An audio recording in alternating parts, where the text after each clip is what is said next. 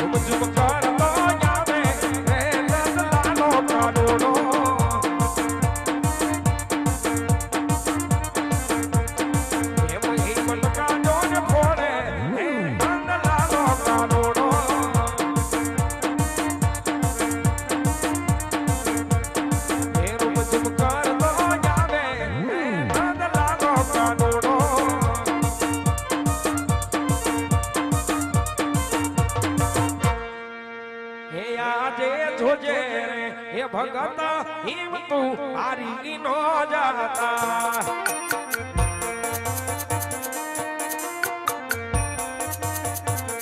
એ વારે તારી આવે દ્વારિકાનો નામ જોજે રે લાડીલા હિમ તું હારી નો જાતા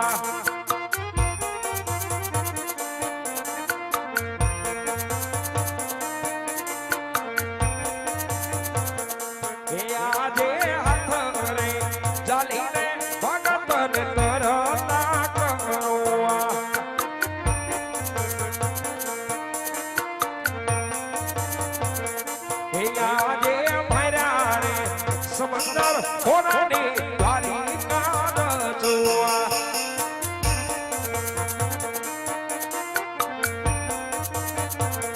એ બતાવું દ્વારિકા ના માર્ગ ભર્યા રે સમંદર હોરાની દ્વારિકા જોવા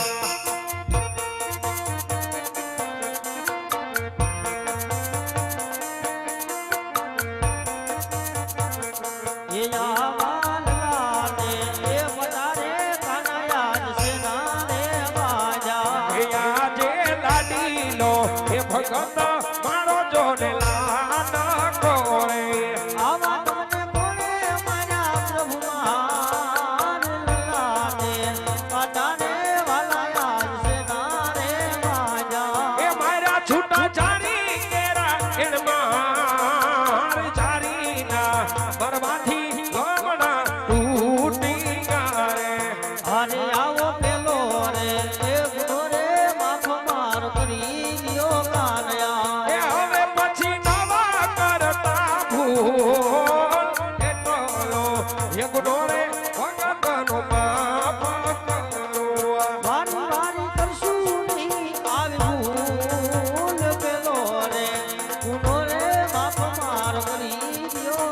Yeah. ભક્તના ગુના તો હંમેશા માફ જ હોય છે, પણ ભગત આજે આ વનમકડા બેઠી સમુદ્ર વલોવી દ્વારકાના દ્વાર સુધી આવવાનું કોઈ કારણ? અરે પ્રભુ અહીં સુધી આવવાનું કારણ એક મારો સ્વાર્થ, બીજું મારો પરમાર્થ છે પ્રભુ. અરે ભગત એવો તે તમારો શું સ્વાર્થ, શું પરમાર્થ મને પણ જણાવો. અરે પ્રભુ સ્વાર્થમાં કહેતા કે આજ હું માવી પેટે વાંજ્યો છું, અને પરમાર્થમાં કહેતા મારવાડની ધરતીમાંથી વીરો રાક્ષસ હાહાકાર મચાવે એનો કોઈ ઉપાય કરજો પ્રભુ. હા ભગત દ્વારકાના દ્વાર સુધી આવ્યા છો તો ભગત મારે તમને ખાલીને કઢાય માટે લ્યો ભગત પહેલી ડાળીના પુષ્પ તમે સ્વીકાર કરો, આ પુષ્પને પારણે પધરાવો, સેવાનો નમાસ કરો. નવમા માસે મારથી મોટો પેપળ દેવા આવી આપણા જે કાંઈ પણ મનોરથ છે મારો વીરાવીન પૂર્ણ કરશે ભગત. અરે પ્રભુ કહેવતમાં કીધું છે કે 100 રૂપિયા કોઈ રૂપિયા વાળા ન કહેવાય, એક દીકરી દીકરા વાળા ન કહેવાય પ્રભુ. પુષ્પ દેવું હોય તો તમારે જેવું અને જગતને પૂજવા લાયક હોય તો જ મારે પુષ્પ જોઈએ, મારા ના. અરે ને ભગત જેની ભક્તિમાં પહેલો પરમાર્થ હોય એની માટે તો સદાય હાજર જ શું માટે લ્યો ભગત. બીજી પણ અમારા ડાળીના પુષ્પ તમે સ્વીકાર કરો, આ પુષ્પને પારણે પધરાવો, સેવાનો નમાસ કરો. નવમા માસે અમે પોતે આવી 5 વર્ષના બાળ બની પરમાર્થનું કાર્ય આવી પૂર્ણ અમે કરશું ભગત. અરે પ્રભુ અમર ડાલીના પહેલા પુષ્પ આપ્યા પછી બાળકનો જન્મ થાય, એમના નામ મારે શું રાખવા?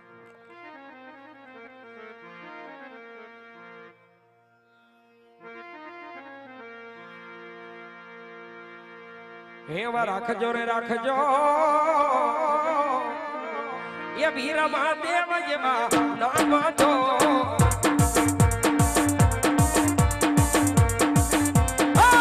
રાખજો રે રાખજો વીર મહાદેવ જેવા નામ જો.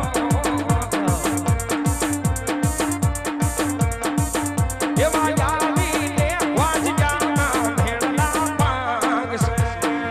અરે પ્રભુ અમર ડાલીના બીજા પુષ્પ આપ્યા નામ રાખજો રે રાખજો રામદેવ રૂડા મારા નામ તો.